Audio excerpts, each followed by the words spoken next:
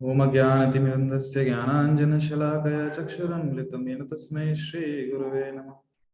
नमो विष्णुपादाय कृष्णपृष्ठाय भूतले श्रीमते भक्तिवेदान्तस्वामिनिति नामिने।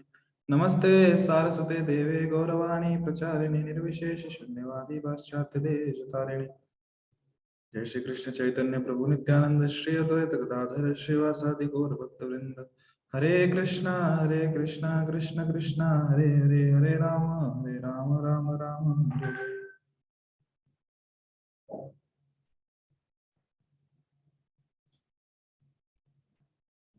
हरे कृष्ण। तो आपसे भक्तों का स्वागत है आज के इस भक्ति साम सिंधु सत्र में।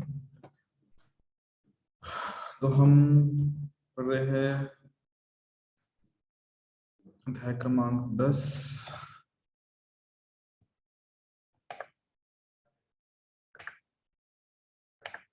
तो क्या आपको याद है हमें कहाँ से पढ़ना है? यदि याद है तो प्लीज चैट सेक्शन में बता दीजिए कि हमें आज क्या पढ़ना है या कौन सा पेज नंबर पढ़ना है।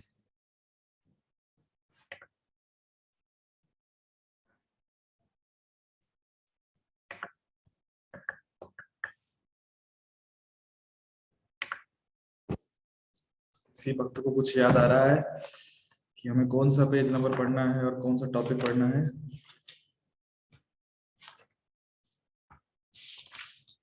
किसी को याद नहीं आ रहा?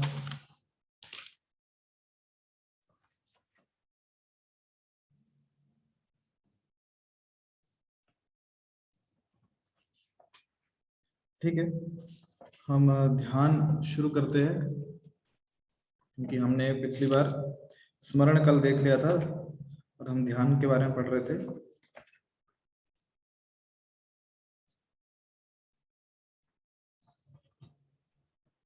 तो आगे बढ़ते हैं।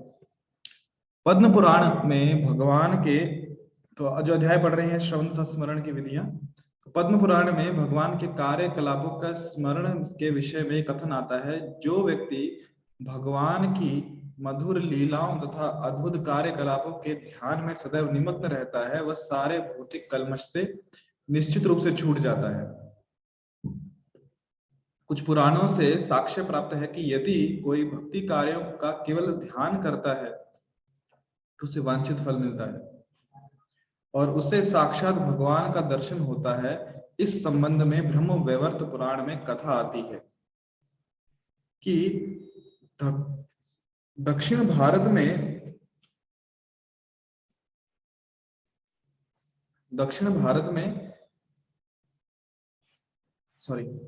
कथा आती है कि दक्षिण भारत के प्रतिष्ठानपुर नगर में एक ब्राह्मण रहता था जो संपन्न नहीं था, किंतु तो भी वह यह सोचकर आत्मतुष्ट रहता था कि उसके विगत कर्मों से एवं कृष्ण की इच्छा से उसे पर्याप्त धन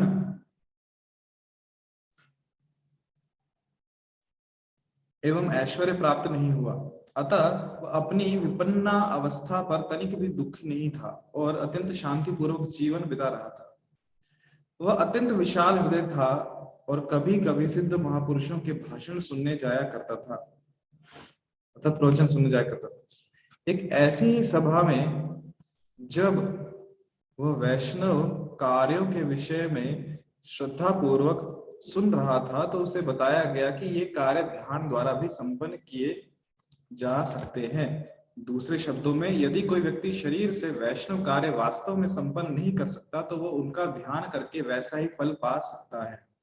क्योंकि वह ब्राह्मण आर्थिक दृष्टि से संपन्न नहीं था, अतः उसने मन द्वारा राजसी ढंग से भक्ति कार्य करने का निश्चय किया और उसने ये कार्य इस प्रकार प्रारंभ किया।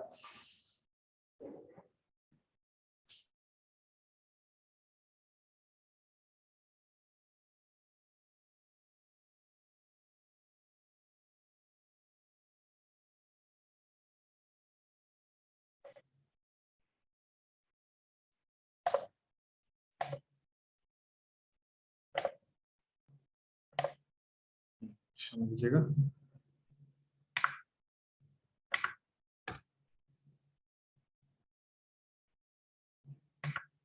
अभी जो कथा आ रही है इसे ध्यानपूर्वक सुनेगा कि जैसा कि कल हम चर्चा कर रहे थे, एक प्रश्न पूछा गया था कि क्या हम मन से भगवान को पूजा कर सकते हैं, मन से भगवान को अर्पण कर सकते हैं।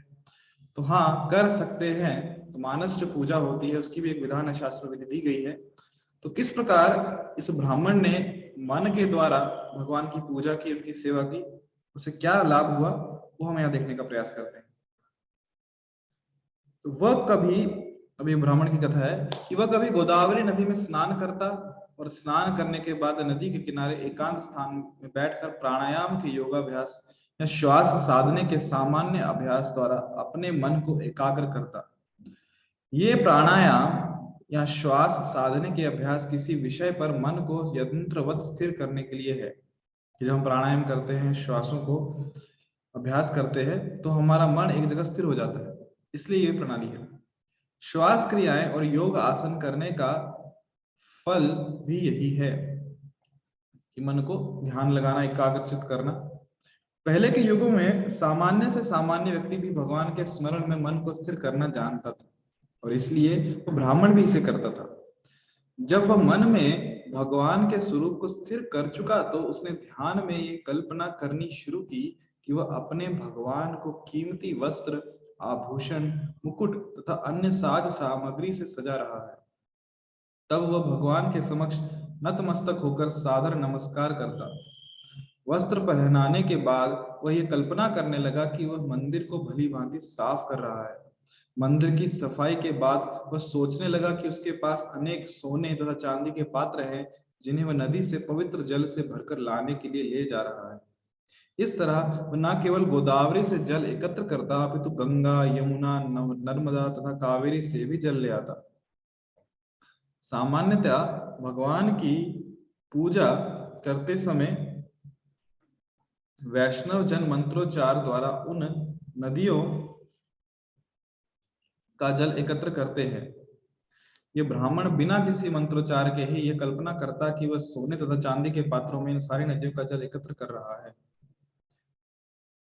तब वह पूजा की सारी सामग्री, फल, फूल, अगुरु तथा चंदन एकत्र करता। वह इन वस्तुओं को अर्चा विग्रह के समक्ष रखने के लिए एकत्रित करता। तब वह जल, फूल तथा सारे सुगंधित द्रव्य अर्चा विग्रहों को अच्छी प्रकार से अर्पित करता, जिससे वह तुष्ट हो जाते। तब वह आरती करता और इन सारे कार्यों को सही पूजा विधि से पूरा करता। तो ध्यान देने वाली बात यह है कि जो भी कार्य वो मानसिक रूप से कर रहा है, पहली चीज तो क्यों कर रहा है, क्योंकि उसको वास्तविकता में उतनी सामग्री नहीं है, उतना समर्थ नहीं है कि वास्तविकता में भगवान की पूजा उस भव्यता से कर सके।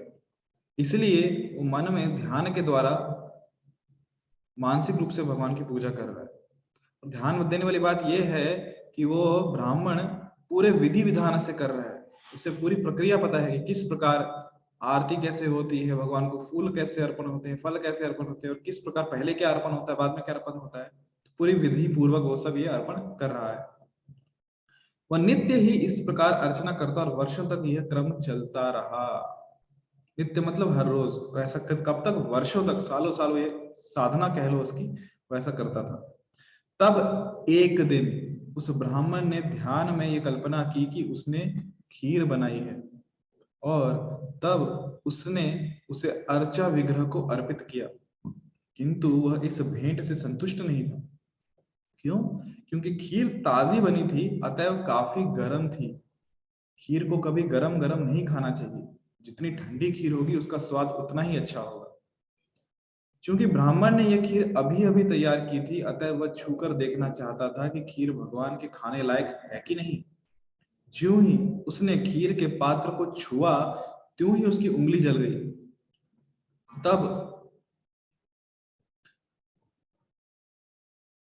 तब उसका ध्यान भंग हुआ।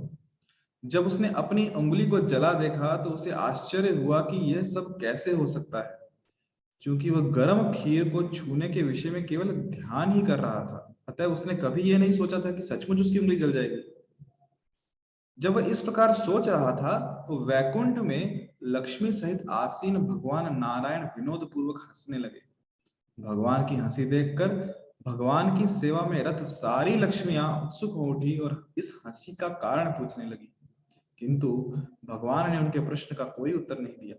प्रत्युत उन्होंने उस ब्राह्मण को तुरंत बुला भेजा। तुरंत वैकुंठ से एक विमान भेजा गया जो उस ब्राह्मण को भगवान के समक्ष ले आया। जब वह ब्राह्मण भगवान तथा लक्ष्मियों के समक्ष उपस्थित था तो भगवान ने पूरी कहानी कह सुनाई। फिर उस ब्राह्मण को भगवान तथा उनकी लक्ष्मियों के साथ वैकुंठ में शाश्वत स्थान मिला। इससे पता चलता है कि भगवान अपने धाम में स्थित होकर भी किस प्रकार सर्वव्यापक है। यद्यपि भगवान वैकुंठ में थे, किंतु जब वह ब्राह्मण पूजा के समय उनका ध्यान कर रहा था तो वे उसके हृदय में भी थे। इस तरह हम समझ सकते हैं कि भक्त द्वारा ध्यान में भी अर्पित की गई वस्तुएं भगवान द्वारा स्वीकार की जाती हैं और इससे भक्त को वांछित फल प्राप्त करने में सहायता मिलती है। तो हमने ये देखा कि किस प्रकार मन में भी यदि हम भगवान की सेवा करें तो भगवान से स्वीकार करते हैं, पर इसका तात्पर्य ये नहीं है कि यदि हमें क्षमता है कि हम वास्तविकता में सेवा कर सके तो हम वो सेवा नहीं करेंगे। वो ब्राह्मण इसलिए मन में सेवा नहीं कर रहा था कि उसके मन में कुछ आलस था कि कौन कष्ट करेगा, कौन उठेगा, कौन सेवा करेगा, नहीं। वो इस सेवा कर रहा था क्योंकि उसके पास साधन सामग्री नहीं। और विशेष चीज कि वो ब्राह्मण जो ये मानस पूजा कर रहा था, मानसिक रूप से भगवान की सेवा कर रहा था नित्य, और उसको ये अनुभव हुआ कि भगवान सही में वो स्वीकार कर रहे हैं और उसकी जो गरम गरम दूध का बर्तन है, खीर का बर्तन है, उससे उसकी उंगली जल गई। तो ये एक दिन की बात नहीं, उसने हर रोज नियम पूर्वक वर्षों तक ये साधना की, वर्षों तक रोज मन में भगवान का मंदिर साफ किया, वर्षों तक रोज मन में गंगा यमुना सरस्वती यहाँ का जल लेके आया, कम से कम गोदावरी का तो लेके आया, वर्षों तक रोज वहां बैठ के भगवान की आरती की, एक ही जगह बैठ के पूरी आरती की, भगवान को वस्त्र पहनाया, उनको नहलाया,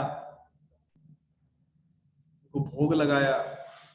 ये सब सेवा वो मानसिक रूप से कर रहा था, भगवान पे ध्यान लगा रहा था, अपना समय वहां पे इन्वेस्ट कर रहा था। तो ये उसकी साधना थी। तब जाके कई वर्षों के बाद क्या हुआ, भगवान ने उसका वो प्रसाद स्वीकार किया। क्यों? केवल उसकी कल्पना नहीं थी कि जब वो सच में खीर बना रहा था तो गर्म थी, तो भगवान उसे स्वीकार कर रहे थे। तो कहने का मतलब ये है कि जितने भी विधियां हैं, चाहे वो श्रवण हो, कीर्तन हो, स्मरण हो या ध्यान हो, यदि तल्लीनता पूर्वक प्रामाणिक रूप से उस एक विधि को भी हम पकड़ के चल पड़े उस पर, तो सफलता अवश्य मिलेगी। और रही बात ध्यान की, यदि क्षमता है कि हम वास्तविकता में कर सके तो वास्तविकता में करना चाहिए, और नहीं है तो हम ध्यान पूर्वक कर सकते हैं। परंतु फिर यदि ध्यान में भी कर रहे हैं तो प्रमाणिकता और नित्यता इस ब्राह्मण की तरह होनी चाहिए, ऐसी साधना होनी चाहिए कि हम नित्य नियम पूर्वक एकदम प्रमाणिकता से सेवा करें। फिर चलो आगे बढ़ते हैं। अगला अध्याय 11वां अध्याय, यहाँ पे ये अध्याय संपन्न हो गया।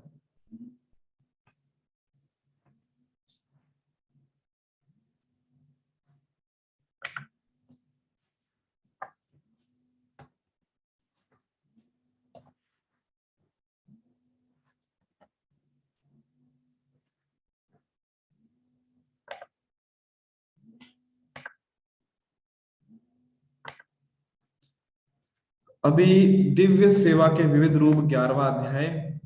तो इसमें पहला है दास्य भाव। कर्मियों के अनुसार कर्म के फलों को अर्पित करना दास्य भाव या सेवकाई है, किंतु श्रील रूप गोस्वामी जैसे वैष्णव आचार्यों के अनुसार भगवान की किसी न किसी सेवा में निरंतर संलग्न रहना दास्य भाव या सेवकाई है। तो ये दो अलग अलग भाव हैं। पहला जो कर्मी है वो क्या कह रहे हैं कि हम कर्म करेंगे और कर्म के जो फल आएंगे वो कृष्ण को अर्पण करेंगे, मतलब हम कृष्ण के दास हैं। तो रूप गोस्वामी उससे एक कदम आगे गए। उन्होंने क्या कहा कि किसी भी सेवा में या फिर किसी ना किसी सेवा में जब हम हमेशा लगे हुए हैं तो ये क्या है, दास्य भाव है, ये सेवा कहिए। स्कंद पुराण के अनुसार जो लोग अनुष्ठानों, चारों वर्णों तथा चारों आश्रमों में लिप्त रहते हैं वे भक्त माने जाते हैं। किंतु जब भक्तगण भगवान की प्रत्यक्ष सेवा में लगे होते हैं तो वे भागवत या शुद्ध भक्त होने चाहिए। जो लोग चारों वर्ण तथा चारों आश्रमों द्वारा सकाम कर्मों अथवा नियत कर्मों में संलग्न रहते हैं वास्तविक शुद्ध भक्त नहीं है। तो भी चूंकि वे भगवान को कर्मों का फल अर्पित करते हैं, अतएव उन्हें भक्त माना जाता है, क्योंकि वो ये कम से कम ये तो स्वीकार कर रहे हैं कि वो सेवक है और कृष्ण उनके स्वामी हैं। किंतु जब किसी को ऐसी इच्छा नहीं होती और वह भगवत प्रेम के कारण रागानुगा होकर कर्म करता है, तो ऐसे व्यक्ति को शुद्ध भक्त माना जाना चाहिए। जो बद्ध जीव भौतिक जगत के संसर्ग में आ चुके हैं, वे प्रकृति पर न्यूनाधिक प्रभुत्व जताने के लिए लालायित रहते हैं। वर्णाश्रम प्रथा तथा इस प्रथा के अंतर्गत नियत कर्तव्य इस प्रकार नियोजित किए गए हैं कि बद्ध जीव इंद्र तृप्ति हेतु अपनी अपनी इच्छाओं के अनुसार भौतिक जगत का भोग कर सके और साथ ही क्रमशः आध्यात्मिक ज्ञान को प्राप्त करे।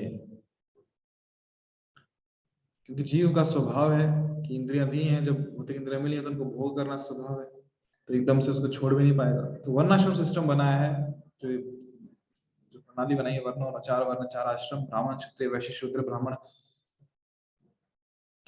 क्षत्रिय वैश्य शूद्र ब्रह्मचारी गृहस्थ वानप्रस्थ सन्यासी। तो ये चार वर्ण चार जो आश्रम है बनाए गए हैं ताकि अपने अपनी क्या कहते हैं उसे स्वभाव के अनुसार व्यक्ति इन चार वर्ण या चार आश्रम में रहेगा और अनुसार ही इंद्र तृप्ति में लगेगा और धीरे धीरे क्रमशः उस इंद्र तृप्ति से बाहर निकलते हुए आध्यात्मिक ज्ञान की ओर आगे बढ़ेगा।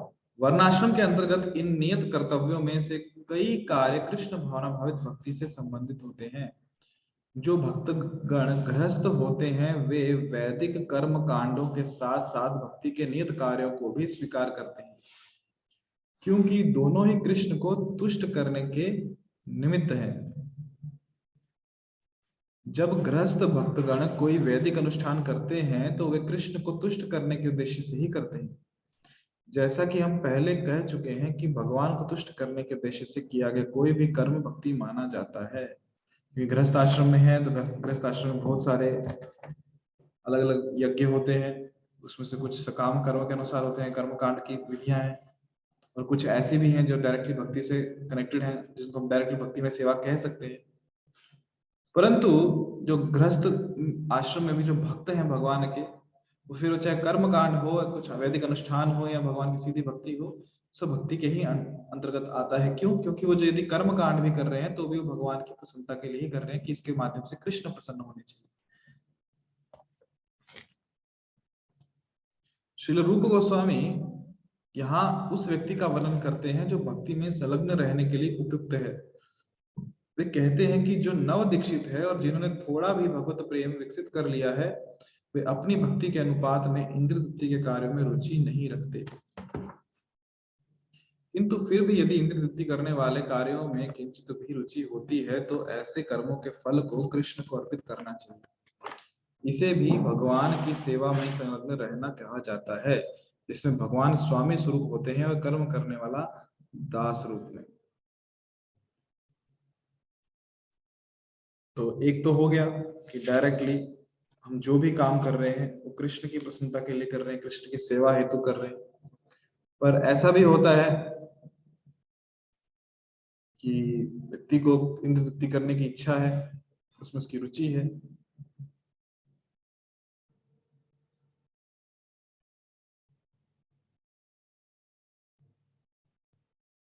तो वो व्यक्ति, या हम अगर ऐसे ना भी कहें कि इंद्र तृप्ति में रुचि है, परंतु जो कार्य कर रहा है, विशेष कार्य करने में उसकी रुचि है, तो कार्य तो वो करता है परंतु उसका फल है वो भगवान कृष्ण को अर्पित करता है।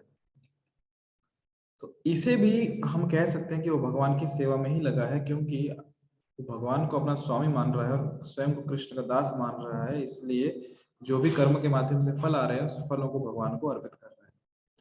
नारदी पुराण में बताया गया है कि यह दास्य भाव किस तरह दिव्य होता है। उसमें कहा गया है कि जो व्यक्ति मनसा वाचा कर्मणा निरंतर भक्ति में लगा रहता है, अथवा ऐसा व्यक्ति जो भक्ति में लगा नहीं रहता किंतु निरंतर उसकी कामना करता है, वह मुक्त समझा जाता है। तो मनसा वाचा और कर्मणा, मन से, वाचा वाणी से, और कर्मणा कर्मों के माध्यम से कार्य करके हमेशा जो भक्ति में लगा हुआ है, ऐसा व्यक्ति मुक्त है। और आगे कह रहे हैं कि ऐसा व्यक्ति जो भक्ति में नहीं लगा, फिर भी निरंतर उसकी यही कामना रहती है कि मुझे हमेशा भक्ति में लगे रहना है, तो उसे भी मुक्त समझना चाहिए, क्योंकि एक ना एक दिन वो भी भक्ति में लग के मुक्त हो जाएगा। श्रील प्रभुपाद जी को एक बार भक्त ने पूछा कि how will you define Krishna consciousness in a single word, Krishna भावना को आप एक शब्द में कैसे बयां करोगे, कैसे बताओगे? तो प्रभुपाद जी ने कहा डिजायर, इच्छा। कैसी इच्छा? कृष्ण की सेवा करने की इच्छा। तो भक्त ने पूछा, शिष्य ने, कि प्रभुपाद यदि हम में इच्छा ना हो तो, यदि हमारे मन में सेवा करने की इच्छा ना हो तो क्या करेंगे? प्रभुपाद ने कहा, प्रभुपाद जी ने, कि तो तब ये इच्छा करो कि मुझ में सेवा करने की इच्छा आ जाए। तो इच्छा की इच्छा करो। वही यहाँ पे नारदी पुराण में कहा गया है कि जो व्यक्ति सेवा में नहीं लगा, अपने मन से, अपनी वाणी से, अपने शरीर से, उसे कम से कम इच्छा करनी चाहिए कि वो एक दिन सेवा में लगे, तो उससे भी वो मुक्त हो जाता है। तो आगे बढ़ते हैं। साख्य भाव, साख्य भक्ति। साख्य भक्ति दो प्रकार की हो सकती है। पहली वह जिसमें भगवान के विश्वास पात्र दास की तरह कर्म किया जाए, और दूसरी वह जिसमें भगवान के शुभ चिंतक के रूप में कर्म किया जाए। जिस भक्त को भगवत भक्ति में विश्वास होता है, वो विधि विधानों का ढंग से पालन इस श्रद्धा के साथ करता है कि उसे दिव्य जीवन का पद प्राप्त हो जाए। दूसरे प्रकार की साख्य भक्ति भगवान की शुभ चिंतक बनना है। भगवत भक्ति, भगवत गीता में कहा गया है कि भगवान उपदेश देने वालों को अपना सर्वाधिक प्रिय दास मानते हैं। जो भी व्यक्ति गीता के रहस्य का उपदेश सामान्य जनों को देता है, वह कृष्ण को इतना प्रिय होता है कि मानव समाज में उसकी कोई बराबरी नहीं कर सकता। तो यहाँ पे दो प्रकार दिए हैं साख्य भक्ति के। पहला वो जो अपने आप को कृष्ण के दास मानते हैं, वो भी कैसे? विश्वास पात्र दास, जिन पे कृष्ण भरोसा करते हैं, विश्वास करते हैं। और दूसरे वह जो भगवान के शुभ चिंतक के रूप में कर्म करते रहते हैं, और विशेषकर साख्य भाव में रहते हुए भी वो क्या कर रहे हैं? जो भगवान ने विधि विधान दिए हैं उनका पालन करते हैं। वो भी कैसे? ढंग से पालन करते हैं, नियम पूर्वक, श्रद्धा पूर्वक। और भगवान यहाँ पे एक और चीज कह रहे हैं, जैसे भी गीता में भगवान कहते हैं कि जो भगवान के उपदेश का, भगवान के ज्ञान का जन सामान्य में प्रचार करता है, ऐसा भक्त भगवान को सर्वाधिक प्रिय है, सबसे प्रिय है। भगवान कहते हैं उससे अधिक प्रिय मुझे कोई भी नहीं है। ये अवसर हम सबके पास है। यदि हम सब चाहते हैं कि हम भगवान के प्रिय भक्त बने, तो ये अवसर हम सबके पास है कि हम कृष्ण भावना का प्रचार करें, हम औरों को कृष्ण के बारे में बताएं। जैसे कि दिसंबर महीना चल रहा है, हम भगवत गीता का वितरण करें। ये हम सबके पास अवसर है। महाभारत में द्रौपदी कहती है, हे गोविंद, आपकी प्रतिज्ञा है कि आपका भक्त कभी विनष्ट नहीं होता। मैं इस कथन में विश्वास करती हूँ, अतः सभी प्रकार के कष्टों में मैं केवल आपके इस वचन का स्मरण करती हूँ और जीवन धारण किए रखती हूँ। कौन सा श्लोक है वो? संस्मृत्य संस्मृत्य प्राण धारणायाम अहम, ये द्रौपदी का है, कथन है। तम विश्वास गोविंद, याद नहीं आ रहा अभी एक्चुअली, ये इसमें से है, नरसिंह पुराण में भी आता है। ठीक, वो याद नहीं आ रहा मुझे। कहने का उद्देश्य क्या है कि भगवान प्रतिज्ञा तब गोविंद, छोड़ो, आपकी प्रतिज्ञा है कि आपका भक्त कभी विनष्ट नहीं होता, और इस कथन में मैं विश्वास करती हूँ, अतः सभी प्रकार के कष्टों में मैं केवल आपके स्मरण करती हूँ, जीवन को धारण किए रखती हूँ। तात्पर्य यह है कि द्रौपदी तथा उसके पांचों पतियों को उनके चचेरे भाई दुर्योधन तथा अन्य लोगों ने घोर कष्ट दिया था। ये कष्ट इतने कठोर थे कि आजीवन ब्रह्मचारी तथा परम योद्धा भीष्म देव तक उन कष्टों का स्मरण करके कभी कभी अश्रु बहाने लगते थे। कितने कष्ट हो रहे पांडवों को, ऐसे कष्ट दिए।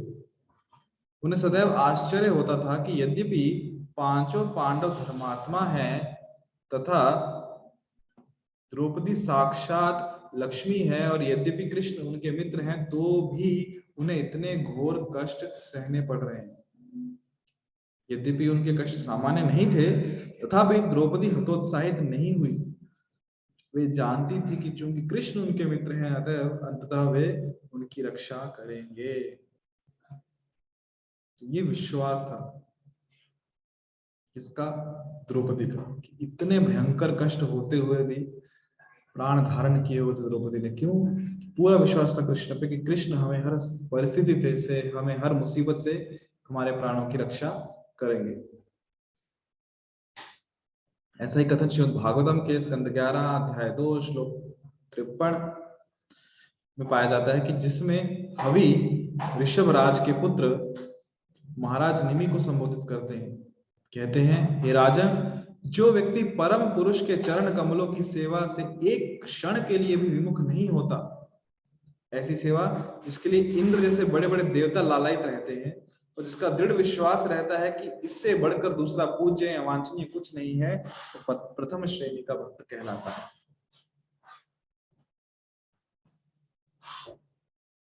ये प्रथम श्रेणी के भक्त का लक्षण कि हमेशा वो हर क्षण भगवान की सेवा में लगा रहता है किसी न किसी प्रकार से।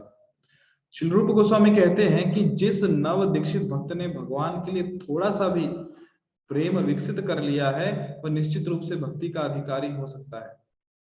जब वह ऐसी भक्ति में दृढ़ता से स्थित हो जाता है, तो यह आश्वस्त स्थिति उसकी भक्ति का गुह्य अंग बन जाती है। तो वापस क्या आ रही है? एक आश्वस्त स्थिति आ रही है, दृढ़ता आ रही है, जिसमें भगवान के प्रति विश्वास है। कभी कभी यह भी पाया जाता है कि शुद्ध भक्त भगवान का विश्वास भाजन मित्र बनकर सेवा करने के निमित्त भगवान के मंदिर में लेट जाता है। भक्त के ऐसे मैत्रीपूर्ण आचरण को रागानुगा के रूप में स्वीकार किया जा सकता है। यद्यपि नियमानुसार भगवान के मंदिर में कोई लेट नहीं सकता, फिर भी भगवान का यह रागानुगा प्रेम साख्य भक्ति के अंतर्गत आता है। हालांकि ये नियम है। क्या नियम है? हमने पढ़ा था पीछे कि भगवान के मंदिर में अर्च विग्रहों के सामने लेटना नहीं चाहिए, खाना नहीं चाहिए, बहुत सारे नियम थे। यहाँ विशेषकर लेटने के बारे में बात हो रही। यदि भगवान का मित्र भक्त यदि रागानुगा स्तर तक पहुंच गया है और भगवान को अपना साख्य मान रहा है, तो दोस्त आमने सामने साथ साथ लेट सकते हैं, उसमें कुछ हर्ज नहीं, कुछ उसमें संशय नहीं है, फिर कुछ आपत्ति नहीं।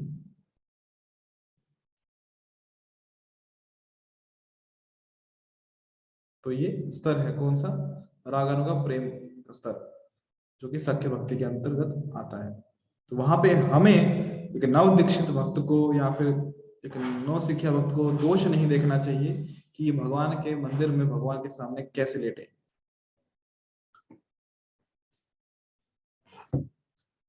तो यहाँ हम रुकते हैं। यदि किन्हीं भक्तों के मन में कुछ प्रश्न है तो आप पूछ सकते हो, अन्यथा हम आगे बढ़ेंगे। कुछ प्रश्न है तो आप माइक ऑन करके पूछ सकते हो। हरे हरे कृष्ण प्रभु जी, दंडवत प्रणाम। हरे कृष्ण माता जी। हरे कृष्ण जी आ रही है दंडवत प्रणाम। प्रभु जी, मुझे हम बोलते कि भगवान को जो जिन फूलों को फ्रेग्रेंस नहीं होती तो उन्हें ऑफर नहीं करना चाहिए। तो फिर जो कमल के जो फूल होते हैं, जी बोलिए, कमल के जो फूल होते हैं। हरे कृष्णा, आपकी आवाज नहीं आ रही है। मुझे आवाज नहीं आ रही कि किसी को भी आवाज नहीं आ रही इनकी? नहीं आ रही है। नहीं आ रही, कट के आ रही है। हरे कृष्ण माता जी, आप रेंज में आइए क्योंकि आपकी आवाज कुछ भी सुनाई नहीं दे रही है। तो ठीक है, तो और कोई प्रश्न पूछना चाहते तो आप पूछ सकते हैं।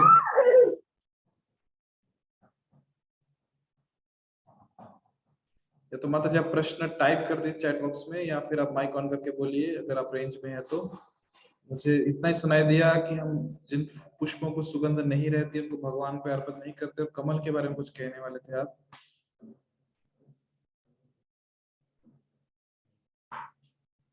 ठीक है, नेट प्रॉब्लम है तो ठीक है, आप चैट में यहीं पे मैसेज में प्रश्न आपका डाल सकते हैं कि कमल के बारे में पहले तो मैंने सुन लिया, उसके आगे क्या प्रश्न है वो डाल दीजिए चैट बॉक्स में। और कोई भक्त कुछ प्रश्न पूछना चाहते हैं?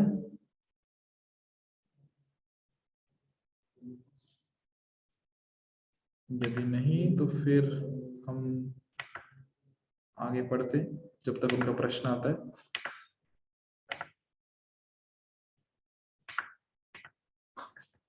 भगवान को सर्वस्व अर्पित करना, आत्मनिवेदन।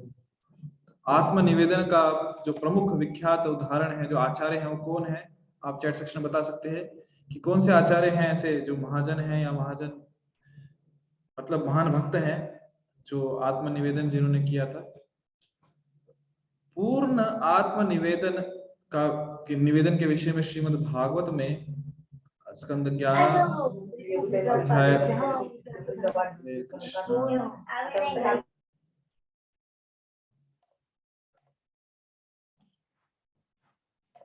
आत्मनिवेदन एक सुंदर वर्णन मिलता है जिसमें भगवान कहते हैं, जो पूर्णतया मेरे शरणागत हो चुका है और जिसने अन्य सारे कार्यों को पूरी तरह छोड़ दिया है, उसे इस जन्म में तथा अगले जन्म में मेरे द्वारा व्यक्तिगत रूप में सुरक्षा प्रदान किया जाता है। दूसरे शब्दों में, मैं आध्यात्मिक जीवन में अधिकाधिक अग्रसर होने में उसकी सहायता करना चाहता हूँ। ऐसा समझ लेना चाहिए कि ऐसे व्यक्ति को पहले ही सारिष्टि यानी ब्रह्म के तुल्य ऐश्वर्य प्राप्त हो चुका है।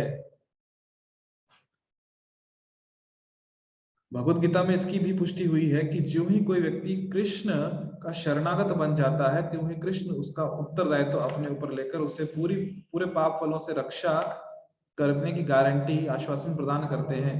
वे भीतर से आदेश भी देते हैं जिससे भक्त को शीघ्र ही आध्यात्मिक सिद्धि भी प्राप्त हो सके। तो यदि आपको याद होगा कि बलि महाराज का उदाहरण आता है जिन्होंने आत्मनिवेदन किया।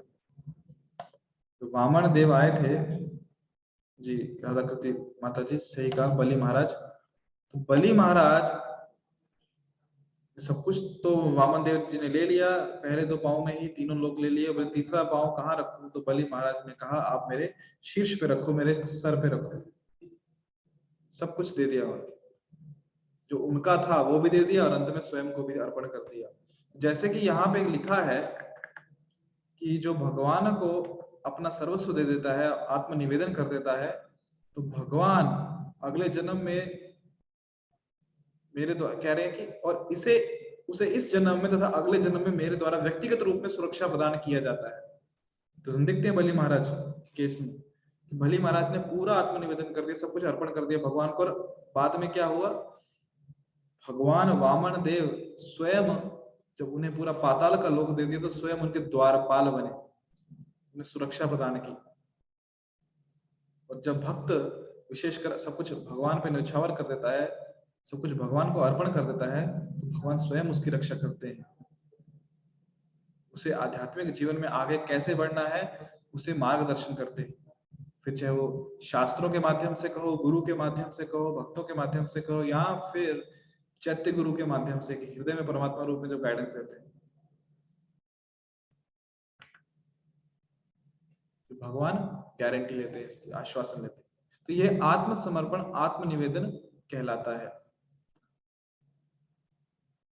और ऐसा व्यक्ति, हाँ, जो भगवान कह रहे हैं भीतर से आदेश भी देते हैं जिससे भक्त को शीघ्र ही आध्यात्मिक सिद्धि भी प्राप्त हो सके। तो इन शॉर्ट, यदि हम चाहते हैं कि हमें शीघ्र ही भक्ति में आध्यात्मिक सिद्धि प्राप्त हो, हम भक्ति में प्रगति करें, हम कृष्ण को प्राप्त करें, तो हमें क्या करना होगा? आत्मनिवेदन। आत्मनिवेदन मतलब अपने आप को कृष्ण को समर्पित करना होगा। जब हम अपने आप को कृष्ण को समर्पित करेंगे तो कृष्ण ये सब देने के लिए तैयार है। किन्हीं भक्तों कुछ प्रश्न हैं तो आप पूछ सकते हैं। केवल हमारे पास 4:30। हाँ प्रभु जी। यस माता जी, अभी आवाज आ रही है। हाँ प्रभु जी, तो हम कमल को क्यों ऑफर करते हैं? क्योंकि कमल को तो कोई सुगंध या फ्रेग्रेंस नहीं होती है, मतलब मैंने जितना देखा है। यही समस्या है माता जी कि हम कलयुग में हैं।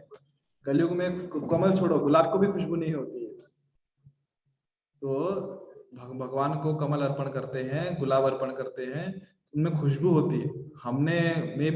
हमने जो फूल देखे उनमें खुशबू नहीं होती। आजकल तो आर्टिफिशियल गुलाब भी बिना सुगंध के आते। पर यदि हम देखें कि जो मूल स्वरूप में जो वास्तविक गुलाब है, जो हम कैसे ऑर्गेनिक कहें या जो ओरिजिनल है, उनमें खुशबू रहती है और कमल में भी खुशबू रहती है। क्योंकि हमें पता है कि कमल में इतनी खुशबू रहती है, जो उदाहरण हम हमेशा देखते हैं कि भ्रमर का, कि भ्रमर उस कमल से उठता नहीं है, दिन भर उसमें से चिपके रहता है कि उसको उतनी खुश सुगंध आती है। तो है, आज भी कमल है जिनमें सुगंध होती है। मायापुर में यदि हम जाएंगे तो पूरे बागीचे हैं वहां पे कमलों के, जो भगवान श्री राधा माधव जी की सेवा में, पंचतत्व की सेवा में, नरसिंह भगवान की सेवा में लगे रहते हैं।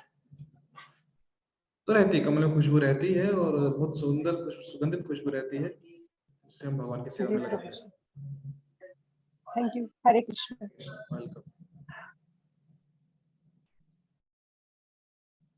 अन्य कोई प्रश्न भक्तों के? हरे कृष्ण प्रभु जी। जो कमल माता जी बोल रहे हैं ना, वो कमल नॉर्मली जो मिलते हैं वाटर लिली होता है, ओरिजिनल कमल नहीं देखते हम। जी, जो वाटर लिली होता है उसे भी कमल ही बोलते हैं। जो हम घरों में उसको लगाते हैं सुगंध, जनरली। हाँ, तो उसको सुगंध नहीं होती। ओके, थैंक यू माता जी। और कुछ कोई भक्त कहना चाहते हैं, कुछ प्रश्न पूछना चाहते हैं?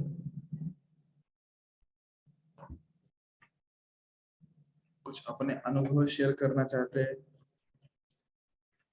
बुक रीडिंग के बारे में ही सही। जी, हरे कृष्णा। हरे कृष्ण प्रभु। हरे कृष्ण माता जी। हाँ, दंडवत प्रणाम प्रभु। दंडवत प्रणाम। प्रभु जी, यहाँ पे आत्मसमर्पण की बात आती है, तो जी। बलि महाराज का उदाहरण आता है। लेकिन जब हमारा समर्पण हम देखते हैं, तो जैसा आपने कहा कलयुग है, तो या फिर स्वाभाविक है, कैसा है, मतलब जब दुख आते हैं तो हम समर्पित हो जाते हैं, सुख आते हैं तो फिर भूल जाते हैं। तो क्या? तो वही, इसके ऊपर कैसे उठे? जैसा आपने कहा कि अनुभव शेयर कर सकते हैं, तो वैसे तो जैसे जो प्रभुपाद जी ने हमें दिया है, तो और ये बुक रीडिंग भी चालू है, तो एक रियलाइज होता है कि हम सही रास्ता पकड़े हैं, क्योंकि प्यूरिफिकेशन पहले की जिंदगी और अभी की जिंदगी देखा जाए तो। जी, तो हाँ, आत्मसमर्पण के बारे में आप कह रहे हो, आत्मनिवेदन, कि दुख जब आते हैं तब भगवान का शरण लेना बहुत आसान हो जाता है, क्योंकि हम दुख हमें परेशान करते हैं, हमसे त्रस्त हो जाते हैं, हमें तकलीफ होती है, तो उस तकलीफ से बाहर आने के लिए हम कृष्ण के शरण में जाते हैं। वहां हम कृष्ण के शरण में इसलिए नहीं जा रहे हैं कि हमें कृष्ण से प्रेम है या हमें ये ज्ञान मिल गया है कि कृष्ण स्वामी है, उनके सेवक हैं, इसलिए कृष्ण की सेवा करनी नहीं। वहां इसलिए जा रहे हैं क्योंकि हम आर्त हैं। तो भगवान कहते हैं ना कि चतुर्विधा भजन्ते मां, आर्त जिज्ञासु अर्थार्थी। तो ये 4 प्रकार के लोग मेरी शरण में आते हैं। तो आर्त मतलब जो परेशान है, दुख में है, तो दुख में हम भगवान की शरण जाते हैं, परंतु जैसे ही दुख का निवारण हो जाता है, सुख के दिन आते हैं, तो हम कृष्ण को भूल जाते हैं। तो सुख में भी चाहे दुख में भी, किसी ना किसी प्रकार में, चाहे दुख में हो सुख में, कृष्ण की हमें शरण जाना चाहिए, कृष्ण पे अपने को समर्पित करना चाहिए। दुख में कर रहे हैं अच्छी बात है, पर प्रयास ये भी करना चाहिए सुख में